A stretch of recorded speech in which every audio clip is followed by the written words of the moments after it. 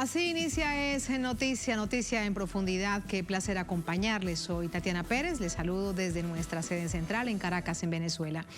A partir de este momento, en la próxima hora, tenemos 3 temas que son noticia. Aquí están primero desplegados en titulares. Es noticia nuestra América Latina. Finaliza en Cuba la gira por nuestra región el canciller de Rusia, Sergei Lavrov. Con esta nación, con Venezuela, Brasil y Nicaragua, se amplía la cooperación bilateral en diversos temas de interés mundial, como los energéticos. Mientras de Argentina a Chile, así va la gira de la jefe del Comando Sur de Estados Unidos. Analizamos este escenario geopolítico.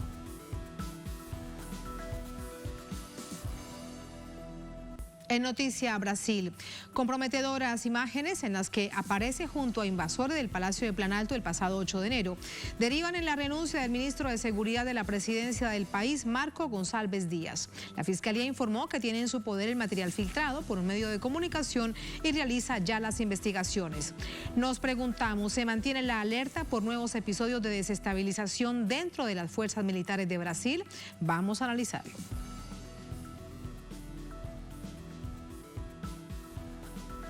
En noticia Sudán, tras 5 días de intensos combates, 4 intentos fallidos de alto el fuego, el impacto sobre la población civil es incalculable. Las hostilidades entre el ejército y un poderoso grupo rebelde se centran en Jartum, Darfur y el estado de Kordofán del Norte. ¿Cuáles son las salidas? Vamos a explorarlas en Es Noticia. Que así inicia. Bienvenidos, bienvenidas.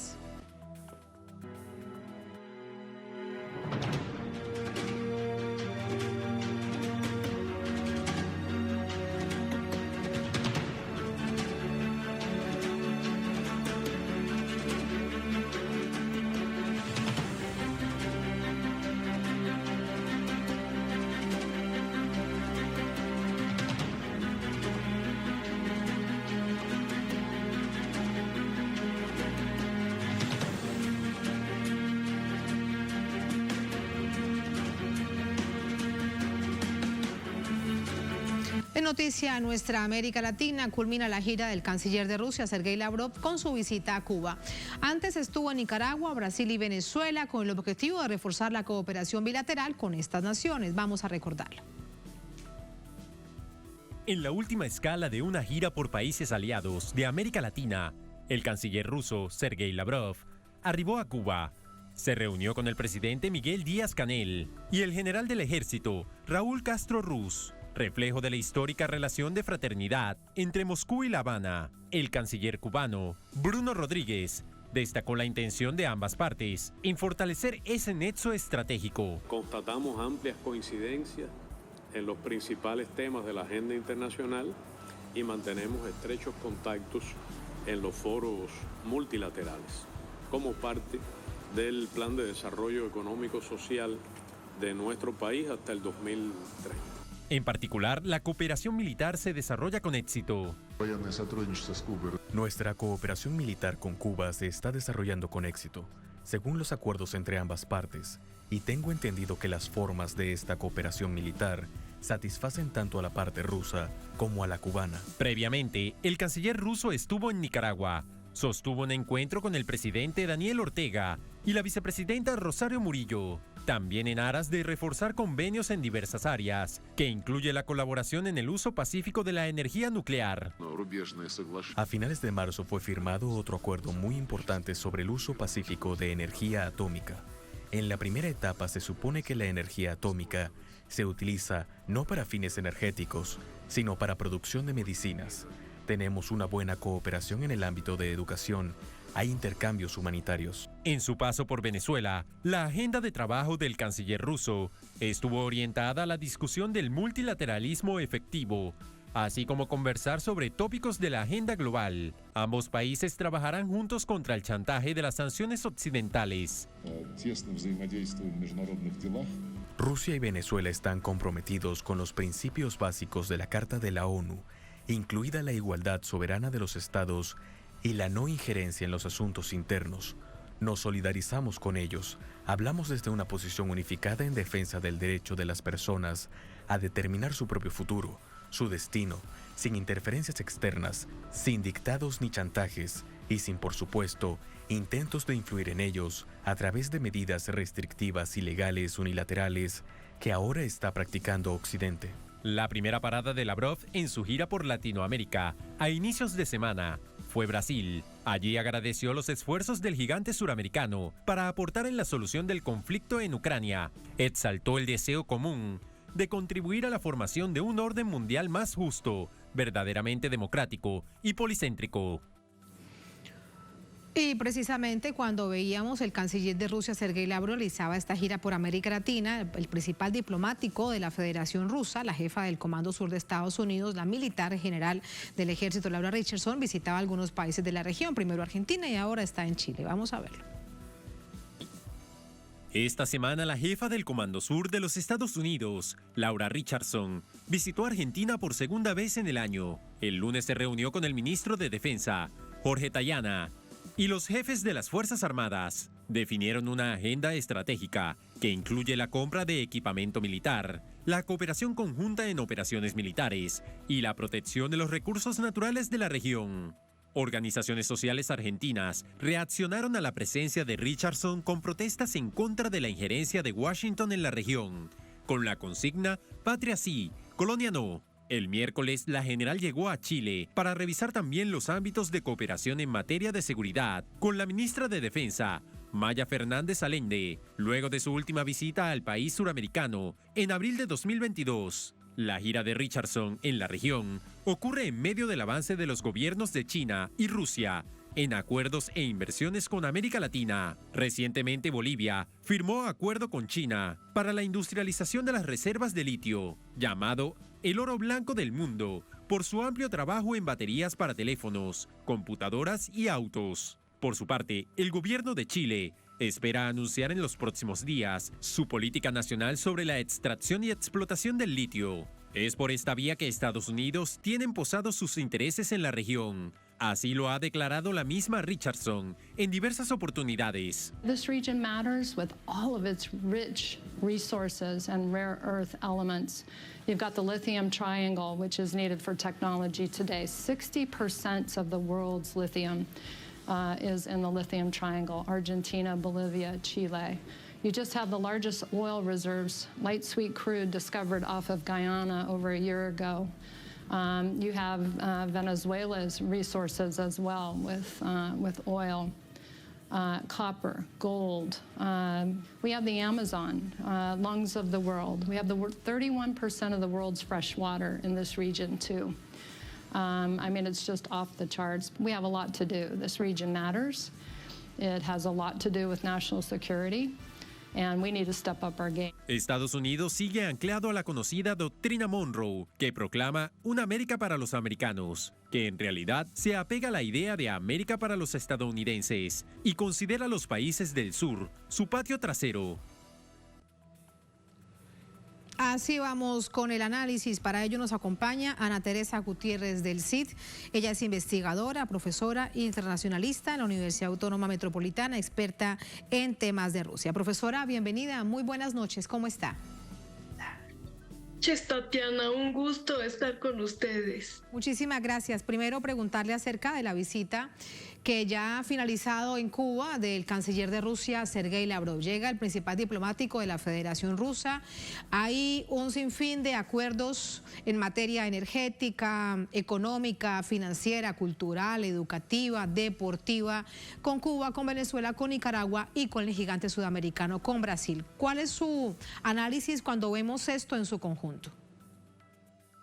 Bueno, pues es innegable que el mundo y el poder mundial van hacia la multipolaridad, a pesar de todos los esfuerzos de Estados Unidos por impedirlo, por medio de guerras, como hemos visto desde que se cayó la Unión Soviética. Pero la más relevante es esta provocación y esta guerra que se ha dado en Ucrania.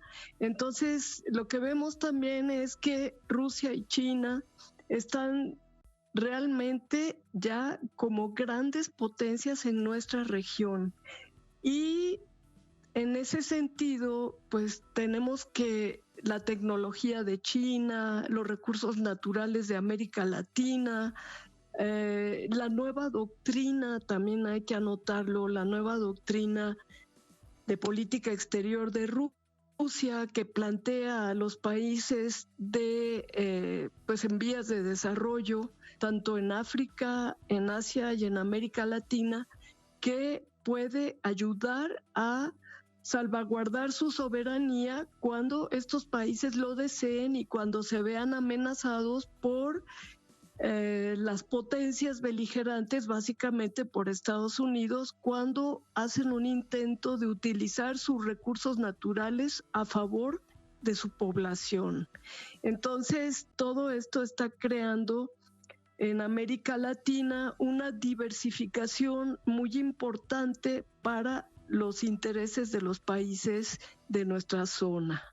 Sí, lo vemos de una manera geopolítica y recordamos lo que se ha planteado desde unos años atrás, y es que estamos en una América Latina en disputa y tiene mucho que ver además con gobiernos progresistas. Se acabó esa llamada década ganada de las izquierdas, vuelven los gobiernos conservadores neoliberales y ahora vemos otro momento más cercano hacia la izquierda y Estados Unidos que entra, pero de una manera también distinta, porque por ejemplo Laura Richardson no es una diplomática, profesora, es una militar de alto rango.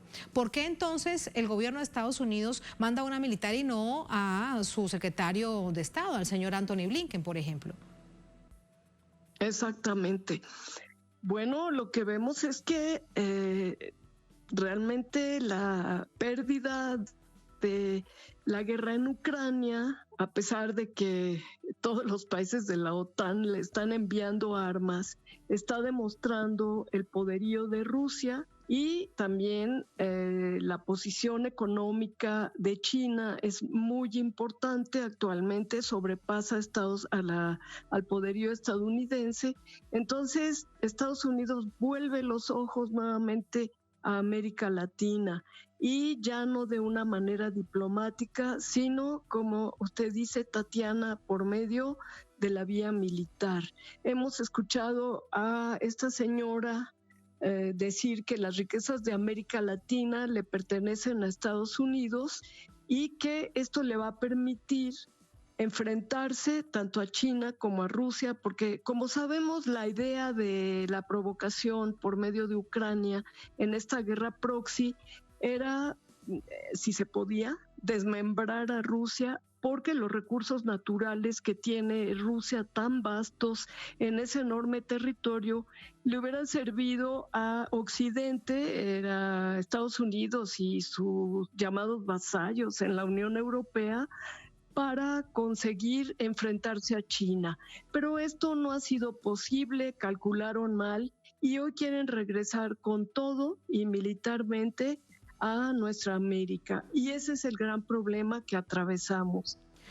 Entonces lo debemos ver como una advertencia, como una amenaza real que llegue esta jefe del Comando Sur de Estados Unidos, pero además le pregunto al presidente de Argentina y el presidente de Brasil, por supuesto, con la anuencia de estos países es que ella es recibida.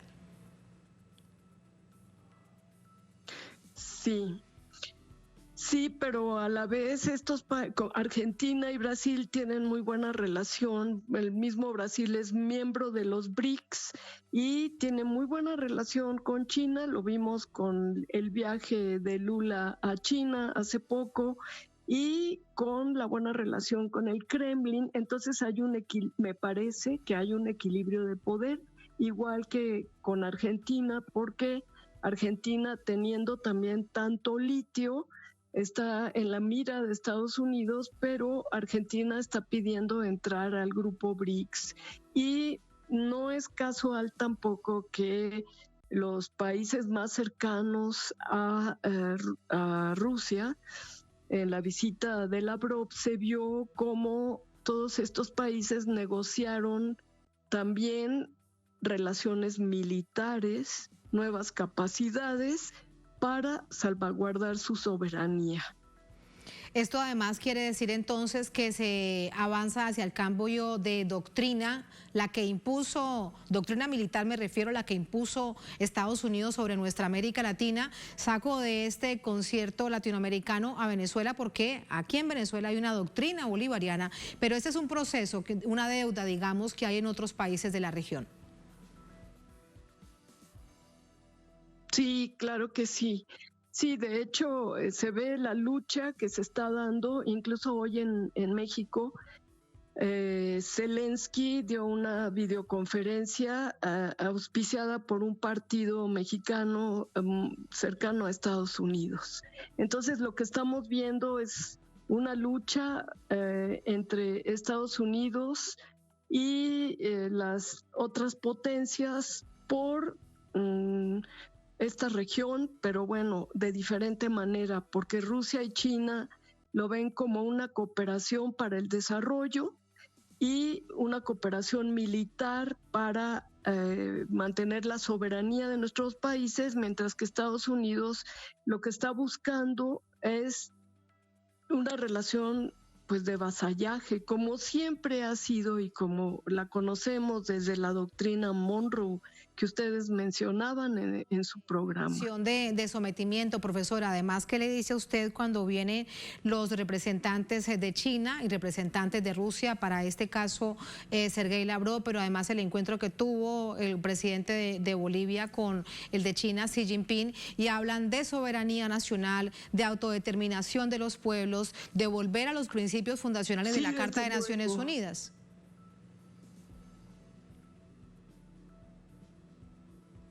Es decir, todo lo contrario a lo que plantea por acción y por retórica Estados Unidos. Profesora. Bueno. ¿Sí? ¿No se escucha? Profesora Ana Teresa, ¿no se escucha? Por supuesto. De lo que se trata es volver a las normas del derecho internacional. Y esto es un... Sí, bueno.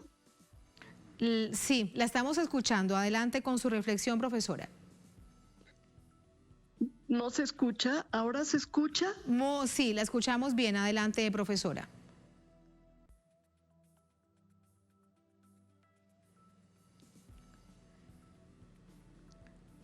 Sí, tenemos dificultades en la comunicación con nuestra invitada, Ana Teresa Gutiérrez del CID, investigadora internacionalista en la Universidad Autónoma Metropolitana. Lo ven ustedes, experta en geopolítica, experta en temas de Rusia y además muy clara en este mensaje que se envía acerca de lo que significa en ese análisis geopolítico, pues esa llamada zona en disputa nuestra América Latina. Esperaremos unos segundos más para tratar de concluir con la profesora Ana Teresa Gutiérrez del CID este análisis para pasar a otro que resulta sin duda también fundamental. Profesora, ¿no se escucha? Sí, ya escucho, Tatiana. Qué bueno, muchas gracias.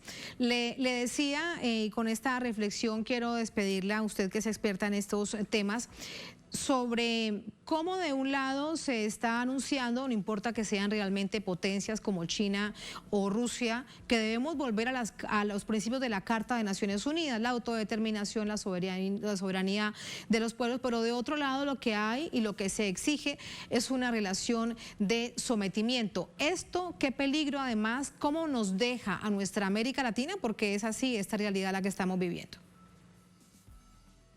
Sí, es verdad. Bueno, es que vemos cómo desde que cayó la Unión Soviética, Estados Unidos se autodenominó la única potencia mundial y acabó con las normas, es decir, ya no observó las normas del derecho internacional. Hoy tenemos la esperanza de que ya en este mundo multipolar que se va perfilando pueda volverse a hacer uso del derecho internacional, porque pues vimos cómo Estados Unidos invadió unilateralmente Afganistán, Irak, Libia, Siria, hasta que Rusia le puso un alto en Siria. Entonces, eso es lo que esperamos y bueno, parece que la historia va hacia allá, parece que el posicionamiento cada vez mayor de China y la resistencia de Rusia a ese desgaste que le está generando la guerra, esta operación militar en Ucrania y el ataque de Ucrania a su propia población en la cuenca del Don, pues puedan ya ceder y empezar a consolidarse este nuevo orden mundial a favor de los países que estamos en vías de desarrollo. Muchísimas gracias por el análisis, profesora. Muy buenas noches. Gracias siempre. Igualmente, Tatiana. Muchas gracias a ustedes. Hasta luego. Hasta luego. Hasta luego. Así vamos a la primera pausa en esta emisión de Es Noticia. Al volver en Noticia, Brasil. Comprometedoras imágenes en las que aparece junto a invasores del Palacio de Planalto el pasado 8 de enero. Derivan en la renuncia del ministro de Seguridad de la Presidencia, Marco Goncalves Díaz. La Fiscalía informó que tienen en su poder el material filtrado por un medio de comunicación y realiza las investigaciones. Se mantiene la alerta por nuevos episodios de desestabilización. Vamos a analizarlo al volver. Estamos en Es Noticia.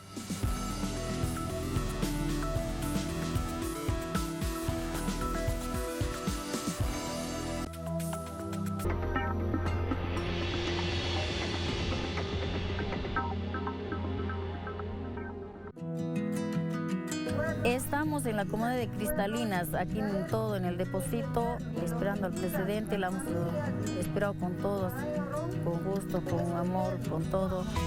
Nosotros queremos garantizar la producción de ustedes, que no estemos pendientes de las lluvias para sembrar. Significa mucho el tener agua, el tener nuestros terrenos que nunca me imaginábamos tener el riego, pero ahora ya lo tenemos.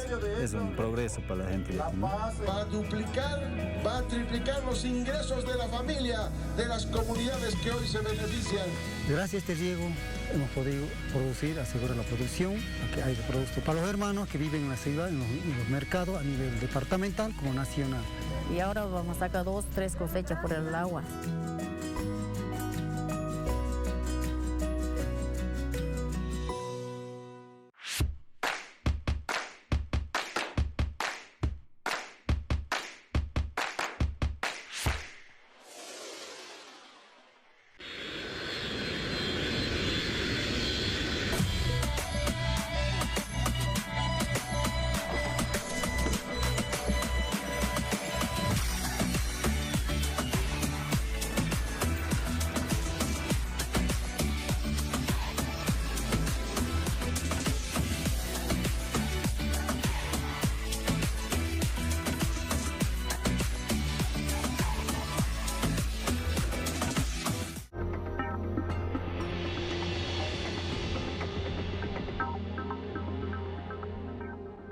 Somos una herramienta de poder para los pueblos. Un medio, una pantalla, un portavoz. Que enaltece la historia latinoamericana. Y fortalece la integración cultural. Que enriquece nuestra propia identidad. Porque Telesur siempre da más.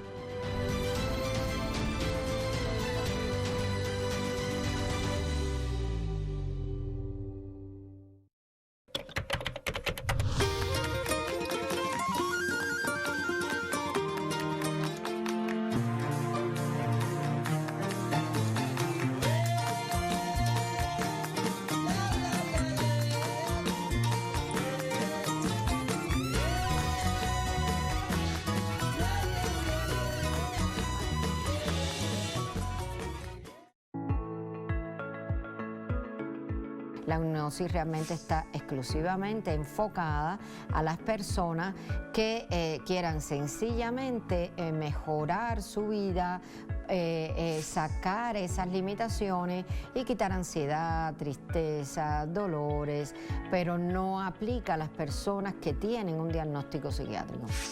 Entrevista con Aísa García desde Guía tu Cuerpo. Sábado, solo por Telesur.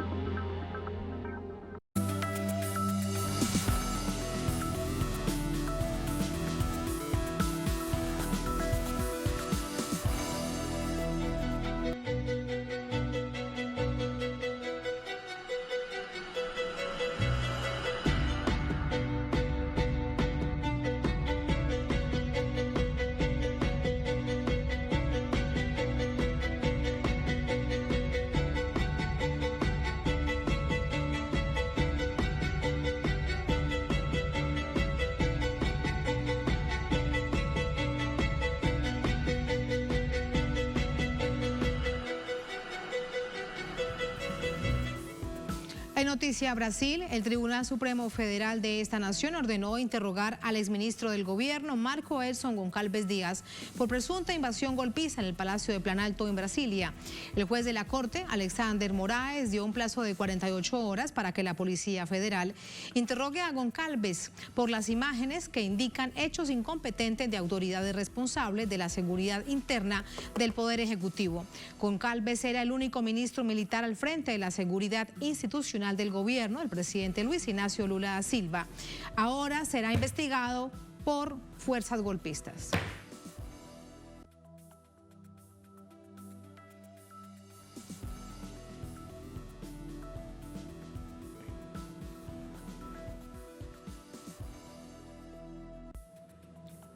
André Vieira con más desde Río de Janeiro. André. Que tal, Tatiana? Saludos para ti, também para a audiência aqui de Notícias. El exministro del Gabinete de Seguridad Institucional aqui de Brasil, el general Goncalves Díaz, dará su testimonio este viernes a la Policía Federal para explicar las imágenes filtradas por un medio de comunicación donde el militar aparece al lado de invasores golpistas dentro del Palacio del Planalto durante el ataque del 8 de enero a Brasilia. El video fue divulgado este miércoles, lo que provocó la renuncia del ahora exministro. El intento de golpe, recordemos, ocurrió pocos días después de la asunción de Lula da Silva en enero de este año. En este momento, muchos militares nombrados por Jair Bolsonaro seguían dentro del Gabinete de Seguridad y no actuaron para impedir el ataque en Brasilia. Ellos fueron posteriormente retirados de esas funciones y son investigados por la justicia dentro del proceso que investiga estos actos golpistas. Según el diputado federal Lindbergh Farias, aquí del Partido de los Trabajadores de Río de Janeiro, el presidente Lula había solicitado en enero al ex jefe de Seguridad Institucional las imágenes del circuito interno del Palacio filtradas este miércoles, pero el exministro afirmó que había un problema en las cámaras de seguridad. En el Congreso, el gobierno, que estaba priorizando avanzar con los proyectos sociales, ahora apoyará la creación de una comisión parlamentaria que investigará los actos golpistas. Esta era una propuesta de diputados bolsonaristas que querían tumultuar el comienzo del gobierno de Lula e insinuar que el intento de golpe contra el presidente fue planificado por la propia izquierda. La base del gobierno afirma que las investigaciones serán importantes para poner un punto final en esta nueva mentira inventada por la extrema derecha aquí en Brasil. Para asumir interinamente el Gabinete de Seguridad Institucional, el presidente Lula da Silva nombró a Rodrigo Capelli, quien actuó como interventor en la seguridad del Distrito Federal luego del intento de golpe del 8 de enero de este año. Adelante, Tatiana. Gracias, André, por estas informaciones. Vamos de inmediato con el análisis. Para ello nos acompaña Ana Laura Dagorret. Ella es periodista de política internacional del portal Pia Noticias y Arge Medio. Nos acompaña desde Río de Janeiro, en Brasil, vía telefónica. Ana Laura, bienvenida. Buenas noches. Buenas noches, ¿cómo están? Muchas gracias, muy bien. Ana Laura, ¿qué crees que es lo que está sucediendo? ¿Se mantiene, como planteábamos antes de ir a este bloque de análisis en el Noticia? La pregunta que quedaba planteada es si se mantiene la alerta, la preocupación por intentos desestabilizadores como los vividos el pasado 8 de enero. ¿Cómo lo ves? Bueno, en principio hay que tener en cuenta, ¿no?, que estos agentes que han permanecido en el gobierno, que han sido, vienen, ¿no?, de la gestión anterior, lo que producen justamente es una inestabilidad que es constante. El hecho de que Goncalves Díaz haya presentado su renuncia no quiere decir que estemos ante menor cantidad de intentos de desestabilización, porque la verdad es que este bolsonarismo raíz permanece hacia adentro del gobierno, no por una cuestión de decisión política del gobierno de turno, sino porque está enraizado en lo que es la estructura de la política brasileña, concretamente en lo que es el Gabinete de Seguridad Institucional, que durante la época de Jair Bolsonaro era comandado por uno de sus más fieles allegados, que era el ministro Heleno, ¿no?, un militar de la reserva que ha apoyado públicamente las declaraciones golpistas de Bolsonaro y que bueno, que de alguna manera ha logrado, ¿no?, que esa idea, digamos, esa fuerza con la que ellos llevaban adelante su tarea, ¿no?, al frente del Gabinete de Seguridad Institucional durante los años de Bolsonaro, permanezca en el gabinete actual y no solo en los altos escalones de lo que es el gobierno, sino principalmente en las estructuras más hacia abajo. Ese es básicamente el motivo por el cual se insiste con esta idea de que no está descartado el intento de golpe, porque en realidad esto es algo que pasó y que si bien hoy por hoy las autoridades, tanto del Poder Judicial como del Poder Ejecutivo y Legislativo, están atentas para que sea algo que no vuelva a pasar, al estar tan enraizado en las estructuras de lo que es el gobierno y principalmente en las instituciones de gobierno, entonces no es algo que quede completamente descartado. De hecho, González Díaz, si bien estaba actuando como ministro de la gestión actual, lo cierto es que lo vimos, ¿no?, sirviéndole vasos con agua a los terroristas que invadieron las dependencias del Ejecutivo, del Legislativo y Judicial el último 8 de enero. Entonces, digamos, esta es una situación que nos tiene en alerta justamente porque existe hacia adentro de las estructuras del gobierno, de las instituciones de gobierno, agentes que están dispuestos a desestabilizar un gobierno que ellos no eligieron, pero que eligió la mayoría del pueblo brasileño. Claro, y es el peligro que está entonces latente. Dice el ya exministro de Seguridad del Palacio de Planalto, Ana Laura, que lo que estaba haciendo era atendiéndolos en los pisos 3 y 4, dándoles agüita para que por favor se retiraran, pero ¿quién será que les cree eso? ¿Algún medio de comunicación en Brasil en serio les habrá creído eso que han dicho, esa idea que han tratado de establecer? Y en principio ellos también lo que dicen es que ellos no tenían la estructura como para contener, ¿no?, ese avance de esas personas que ingresaron de la forma que lo hicieron a las dependencias del Estado, entonces que buscaron de alguna manera calmar los ánimos para que esas personas desistieran de su intento, ¿no?, de destrucción del lugar. Lo que pasa que también hay que tener en cuenta que después del 8 de enero, cuando el presidente Lula le pide al jefe de gabinete, al jefe de Seguridad Institucional, González Díaz, que presente las imágenes de las cámaras de seguridad para ver qué era lo que efectivamente había pasado, González Díaz lo que contestó era que esas imágenes estaban dañadas y son las mismas imágenes que hoy, esta mañana, divulgó un medio de comunicación muy importante acá en Brasil, que digamos, eso de alguna manera pone en duda ese argumento, ¿no?, de que ellos estaban tratando de bajar los ánimos y que encima después esas imágenes no llegaron a donde tenían que llegar porque estaban dañadas. Las imágenes no estaban dañadas, tanto es así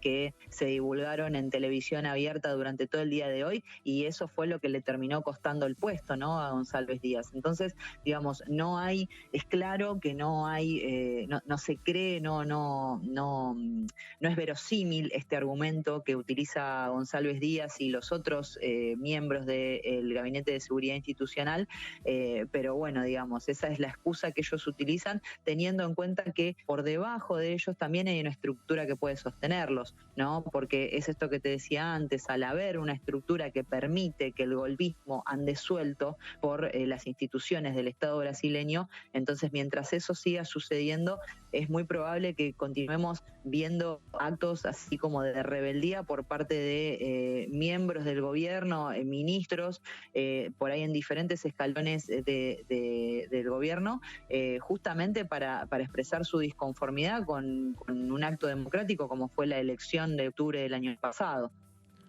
Claro, o mintiendo como ha sido en este caso, que es además extremadamente grave, o ocultar la prueba de lo que había sucedido y ahora se entendería por qué, y es porque él aparece en las imágenes. Ana Laura, pero ¿qué hacer ante esto? ¿Cuál es el desafío para depurar a las fuerzas militares y que el presidente Lula da Silva tenga la tranquilidad de gobernar y de además de sentir que hay unas fuerzas militares que lo están acompañando en su plan de gobierno, pero que además se acogen por constitución a las decisiones del sistema civil? Bueno, en principio lo que está haciendo el gobierno es apelar justamente a las instituciones del Estado brasileño, que son las que deben investigar y juzgar los hechos del 8 de enero y puntualmente la actuación de diferentes agentes del gobierno, en el caso de González Díaz, ¿no? que en el día de hoy pidió su demisión. Eso es a lo que apuesta el gobierno, pero bueno, también es, digamos, una encrucijada en la que el gobierno se encuentra, porque son muchas veces estas mismas instituciones de gobierno las que permiten que estas situaciones sucedan, ¿no? Digamos, no tenemos golpismo solamente hacia adentro de las instituciones militares, hacia adentro de las Fuerzas Armadas, sino que eso está presente también en lo que es las fuerzas de seguridad, puntualmente en la policía militar. Eso lo hemos visto a lo largo de los 4 años de gobierno de Jair Bolsonaro, en la Policía Rodoviaria Federal, que es la Policía de Caminos, que fue la que se ocupó durante la segunda vuelta electoral en octubre del año pasado de impedir que los votantes lleguen a los centros de votación en las ciudades donde Lula había sacado mayor cantidad de votos en la primera vuelta.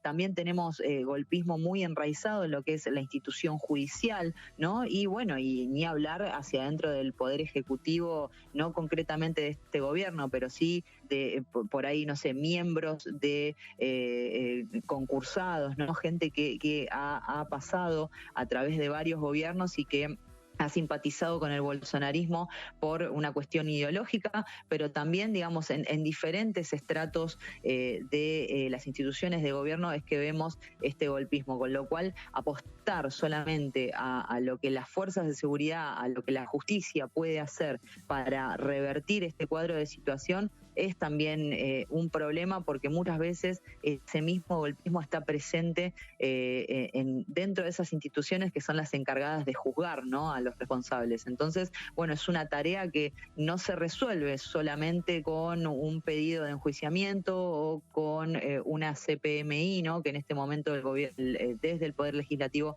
se está queriendo instalar una comisión parlamentaria de investigación mixta entre miembros del Poder, miembros de la Cámara de Diputados y la Cámara de Senadores para investigar qué fue lo que pasó, pero digamos, es un proceso que va a ser muy largo, que requiere del compromiso de todos los demócratas, y demócratas, cuando hablamos de demócratas, son todas aquellas personas, ¿no?, que creen en la democracia y que han aceptado el resultado de la elección. Pero bueno, la verdad que en este momento apelar solamente a lo que la justicia nos puede garantizar en sí, y es un poco complicado porque, bueno, es la misma justicia que en el año 2018 lo encarceló a Lula y lo impidió de disputar la elección, que según las encuestas lo mostraban como favorito, ¿no? Entonces, claro, es un gran problema al que se enfrenta el gobierno de Lula, pero de alguna manera es a lo único que se puede apelar, lamentablemente.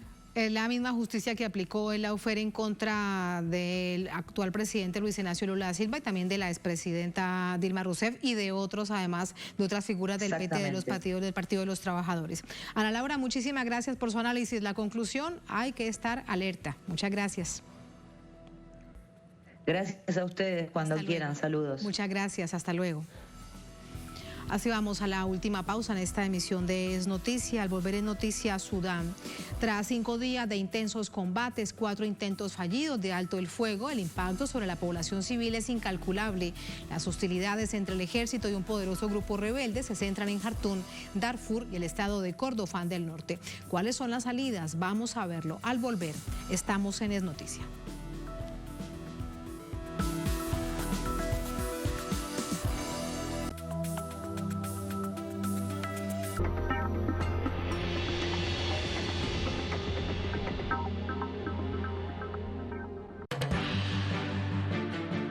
¿Qué tal? Les habla Jorge Gestoso.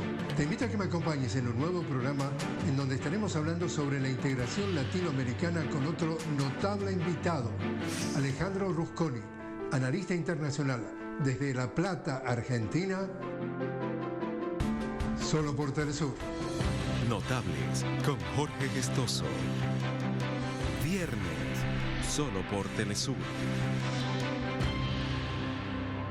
Diariamente ocurren sucesos que influyen en nuestro entorno.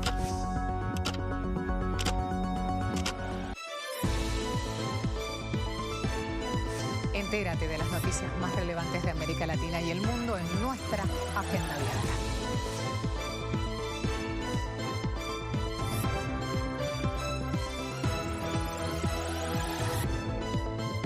Interactúa con nosotros a través de nuestras redes sociales.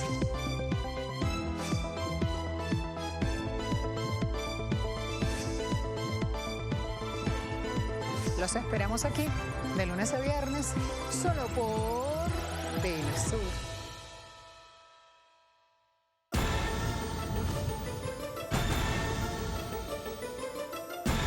¿Quiénes mueven las fichas?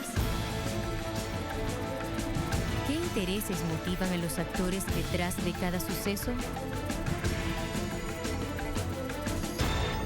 Se despliega el tablero en Jugada Crítica. Indaga cada acontecimiento de lunes a viernes, solo por Telesur. Hola, ¿qué tal? Sean todos muy bienvenidos a Vidas. Hay lugares donde el arte se unifica con el orgullo de los pueblos. Y esos lugares están llenos de colores, alegría, pasión, tradiciones, arraigo, valor y entrega. Vidas, todos los viernes. Solo por Telesur.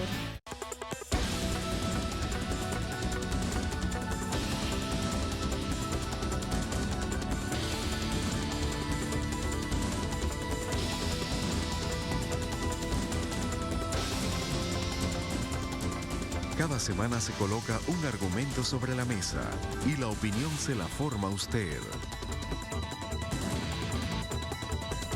Texto y contexto. Domingos, solo por Telesur.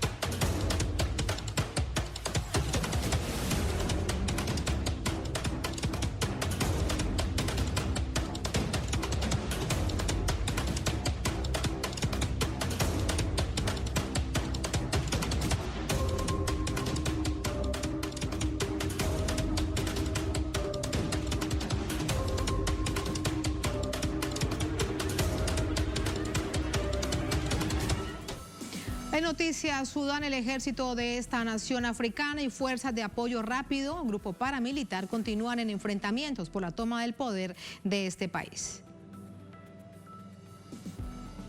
En fecha del fin del Ramadán, la lucha ha dejado un saldo de aproximadamente 600 muertes y 3.200 heridos, de acuerdo a medios oficiales, mientras cifras de Naciones Unidas puntualizan que la cantidad de fallecidos asciende a 3.200. Los conflictos entre el ejército y las fuerzas paramilitares iniciaron en la capital de Jartum el pasado 13 de abril. Entre tanto, el pasado martes entró en vigor una tregua humanitaria de 24 horas que fue prolongada hasta el miércoles. Youssef Essad, asesor político del comandante de las Fuerzas de Apoyo Rápido, manifestó la disposición de dialogar con las personalidades alejadas de los extremistas al referirse a la posibilidad de una solución al conflicto. Sin embargo, las partes contendientes renovaron los enfrentamientos a pesar de la tregua declarada. Ante esto, el presidente de Egipto ofreció sus servicios como mediador político para poner fin a la contienda. Por otra parte, a través de una videoconferencia, el presidente de la Comisión de la Unión Africana, Moussa Faki Mahamat,